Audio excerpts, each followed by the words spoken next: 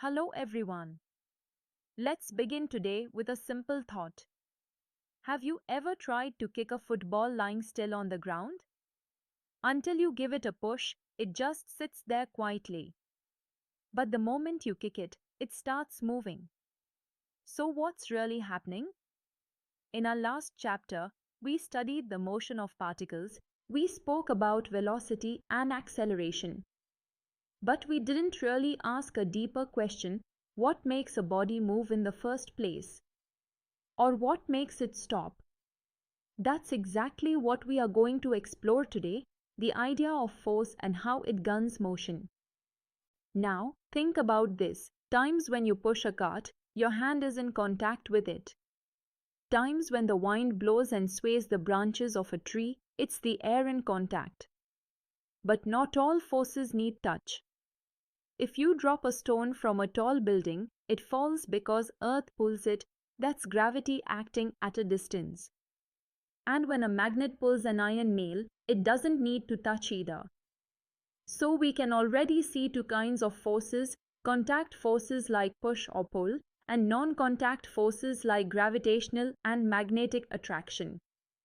Visual cue: show a falling stone and a magnet attracting a nail dot. That means an external agency, sometimes near and sometimes far, is what decides how bodies move. Okay, so is force always required? Let's think carefully. To start motion, yes, a force is needed. That's why you push a stationary cart. To stop motion, again, a force is needed. That's why brakes stop a moving car. To change direction, of course, a force is needed. That's how a string pulls a stone in circular motion.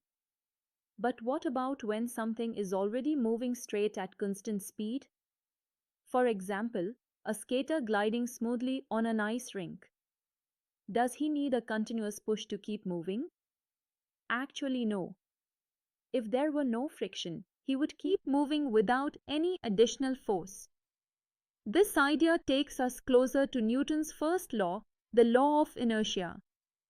Let's look at more real-life cases. Times a breeze makes tree branches swing, air applies the force. Times a boat drifts along a river without anyone rowing, that's the current applying force. Times a magnet pulls a nail without touching it, a clear example of action at a distance. Times and of course, a football needs a kick to start moving. These everyday observations prove that some external influence is always behind motion. Now let's bring in the mathematics of motion. Force is a vector quantity. It has both magnitude and direction. Its effect is to change the velocity of a body, which means to cause acceleration. The fundamental relation is given by F equals m into A, where F is the force in newtons, m is the mass in kilograms, and A is the acceleration in meters per second squared.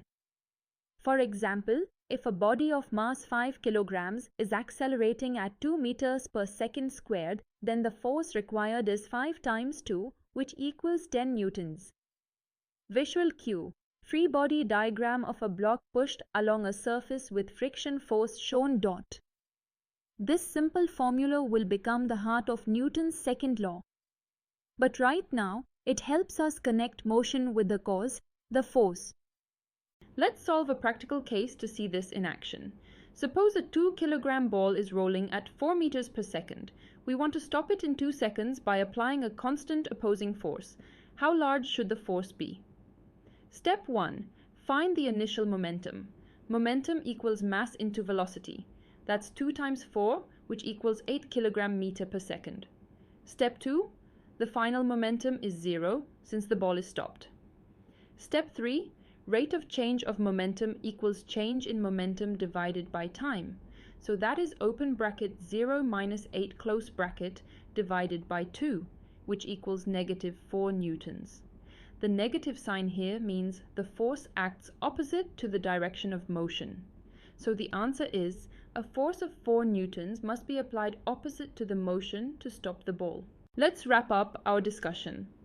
We saw that external agencies like a push, wind, gravity, or even a magnet can change motion.